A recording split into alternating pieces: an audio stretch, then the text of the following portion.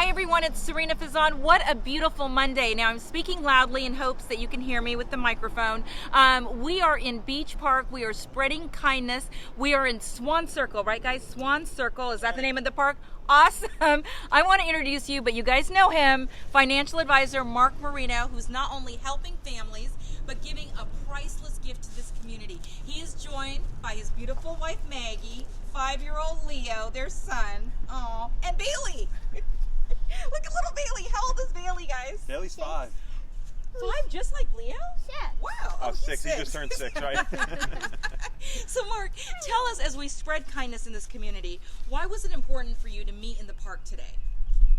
We have a new library box coming in today. Hopefully the first of 5 this month, which would be awesome. This is, I think, the record. But we teamed up with Meg Britten. She lives right here in Beach Park, not far from the park here. And she designed and made this beautiful box for us to put in the ground.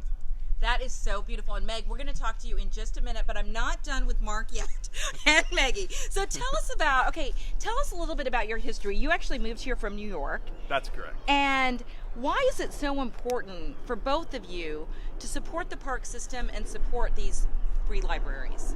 Well, the box, in my opinion, gets used.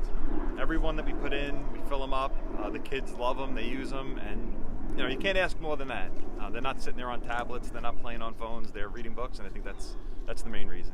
So Maggie, let me ask you, and I think that's wonderful. I mean, I used to love to read, and I feel kids need to have so much more access to books. So Maggie, let me tell you, why is this important to you as a mom? Together we're doing something, instead of watching TV, we're reading books together, and we're growing together, and I see a huge difference in his reading with the help of the teachers as well as myself, and his parents, just understanding and going through the stories, and talking about the books, the story, what it is about, who's in the book, the characters, what's the middle story and the ending of the story, and these are books that I grew up and also read, and now he's reading them too, and I think that's huge.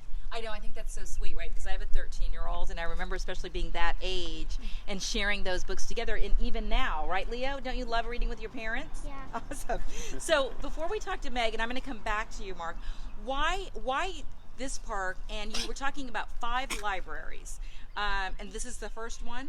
This is number 2. Number 2. And the first one was over on Cocohochee. I hope I said that correctly, down in Channelside. That was the first one we had done about a week and a half ago, and that one's a nice one as well. So if you're down there, go check that out. It's full of books. Now, did you guys paint that one yourselves? I did not. No, I rarely paint them. We find amazing artists that can do that for us because that's their specialty. And if you could see this, look, that's the end result. Versus me doing it would probably have like splatter all over it and just not look so pretty. So.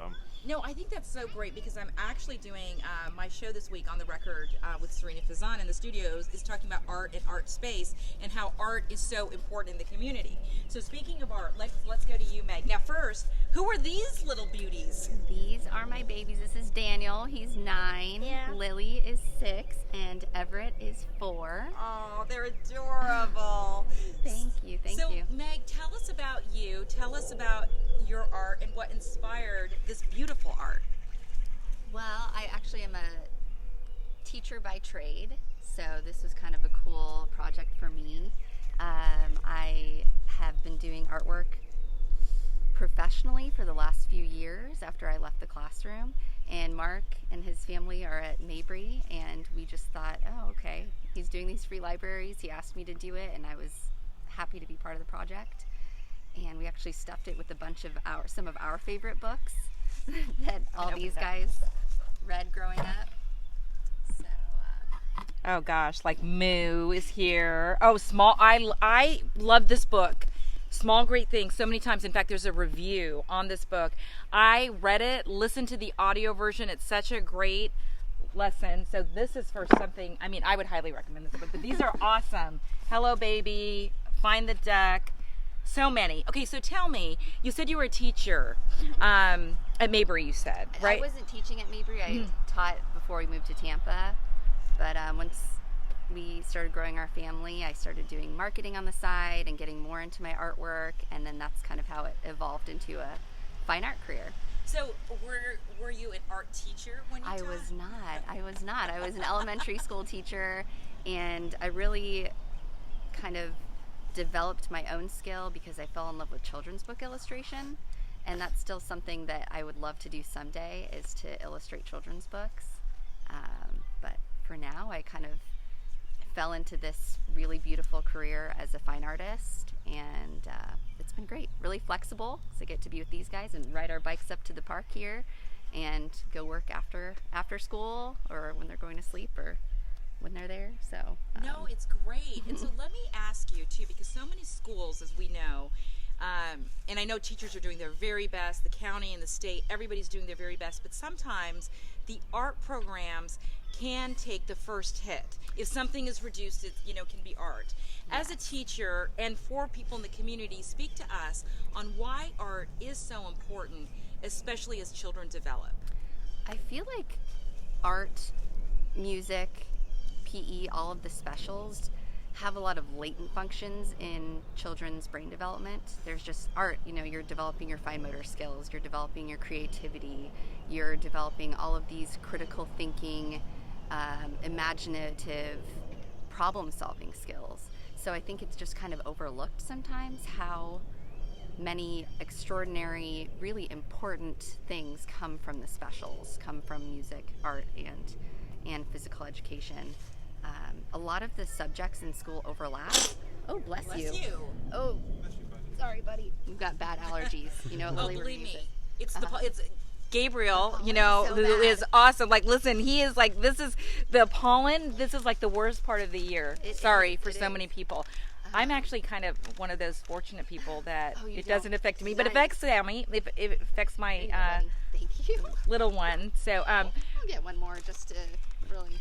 but so as we continue talking, Meg, I'm going to have Gabriel get some more shots of the library box. But you were talking about art and the influence and how important it is for kids in the community. Yes, and I guess really just to circle back, just how, I guess, to have a fully well-rounded education, there are so many things that are overlooked within the arts.